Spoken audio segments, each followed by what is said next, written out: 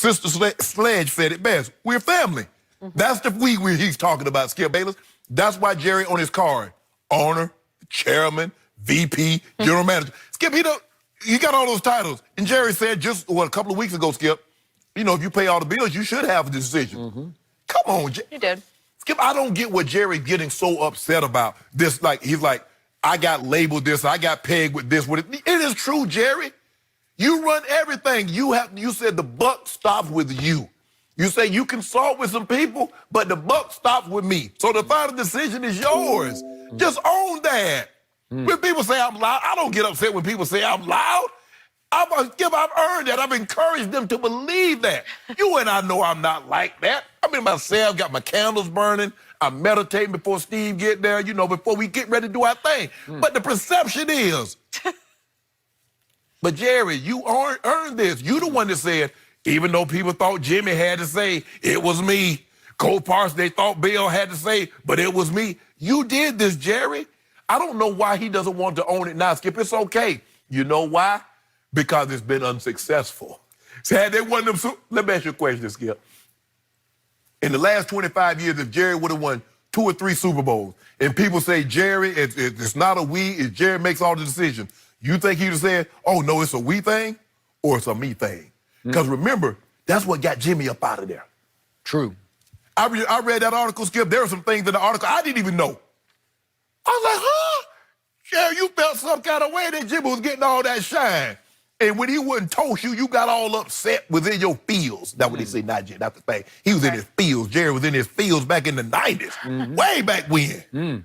So, no, Skip, it ain't no we. It's a Jerry, and it's the way it's been. It's the way it's always going to be, but it sounds good. Skip, I can't say on the honeymoon, this is how it's going to be. You're going to be just a certain type of way. I got to make you think it's going to be a certain way, or you might not, you know, we might not even make it back from the honeymoon. Sounds deceiving. Yeah, it's deceiving. You know, you should read the book I wrote about Jimmy versus Jerry, and you might be like, wow, that happened? Yo. Just for the record. Okay, I'm going to read the book right here. Yeah. You got one You don't have time to you got one on hand? You got one you can...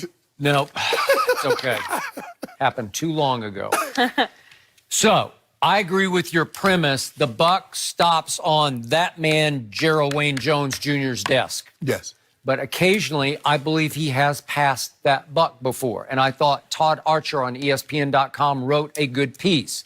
And his premise is that no matter what you think, outsiders think, the reality of how the Cowboys have operated for years has been hard for outsiders to believe, because he points out that 1998, he had hired Chan Gailey to be his new coach, post Barry Switzer. And for whatever reason, Chan Gailey did not want Randy Moss. A lot of people did not want Randy Moss. Well, I can understand, because Chan is very devout. You know Chan Gailey. Yes, I do. Okay. He was my position coach when I first arrived in Denver. When he made his feelings very clear about that, Jerry said, okay, we will not draft Randy Moss. So he passed the buck on that one. 2003, Parcells had come in, and he wanted to move on from Emmitt Smith, according to Todd Archer, and I've heard these stories. And so Jerry said, okay, he's the all-time leading rusher. Let's move on. Let's go in a new direction, because you're the new coach and you need to start. Same thing with Larry Allen. Okay, there you go. And then at one point early on, Jason Garrett, 2011, he said, we got to build or rebuild an offensive line. Please take an offensive lineman first. And they took Tyron Smith, and the rest is Pro Bowl history, right? So that was Jason Garrett's idea.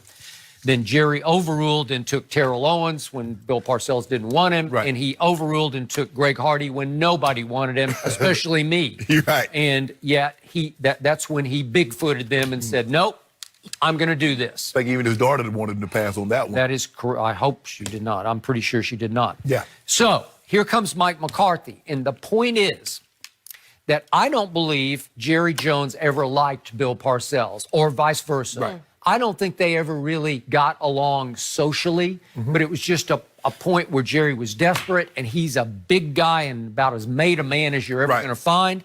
I'm going to hire him, and I'm going to sort of back off and let him go until I decide, boy, for marquee value, box office, that T.O. guy, he'd be pretty great for us, right? He's born to be a Dallas Cowboy.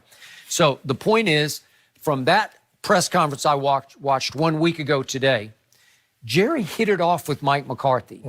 they are going to drink a lot of beer together and they're going to eat a lot of nachos together. Yeah. And I'm not sure the nachos will be all that great for Mike McCarthy, who might ought to push away from the nachos. Right? Yeah. Well, I see big things in his future. I know, big things. Yep, I agree.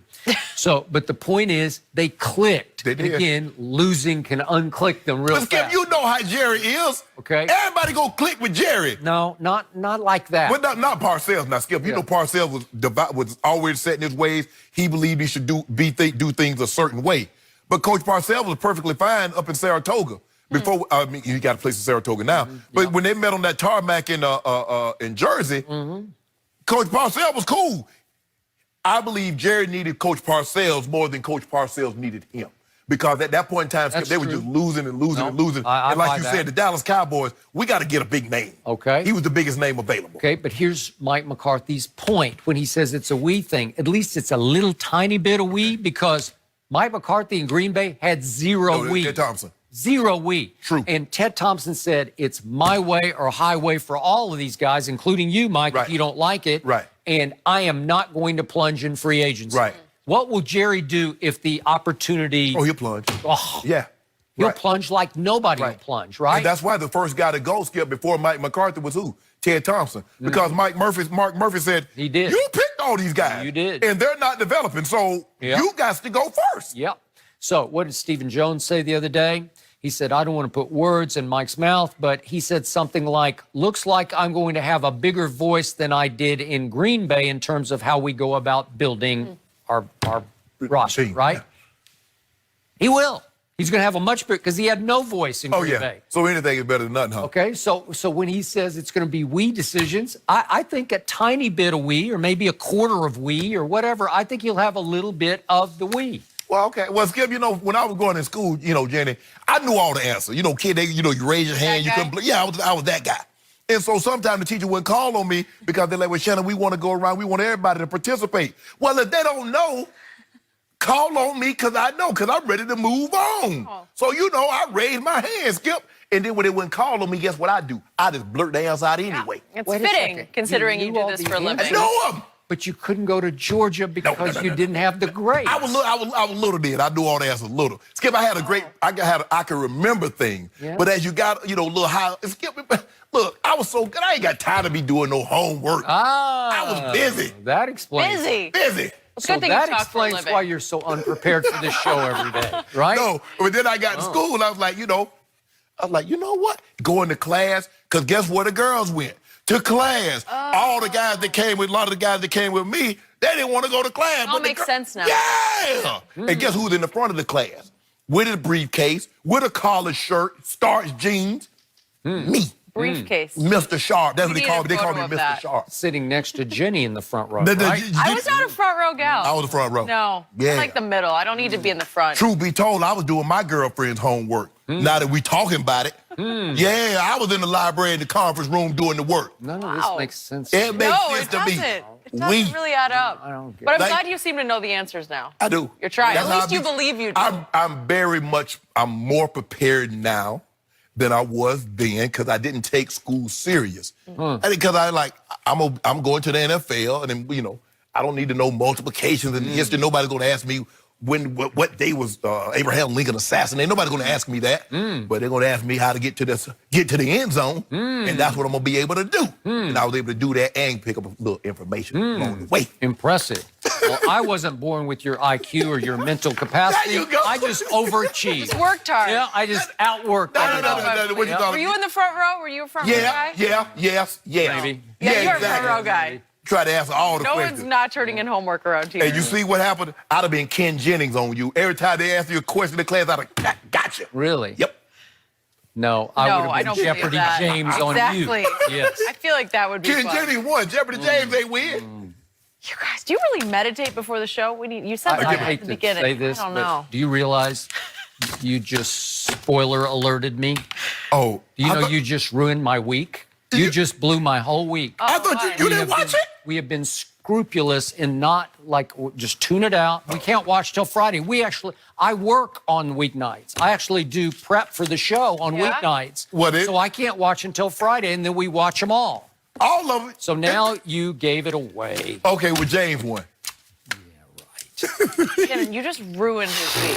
I thought everybody knew. You need to apologize. I'm sorry, Gil. Make up for watched that. the first 3 last Friday night, right? Why you watch him in bulk like that? Well, he's busy I work. preparing. I watch games. He's got to watch all the Actually games. do work. Man, you ain't watch no games. Oh, Kawhi was on last night. What happened before Kawhi came on? What you be All doing? right, it's okay.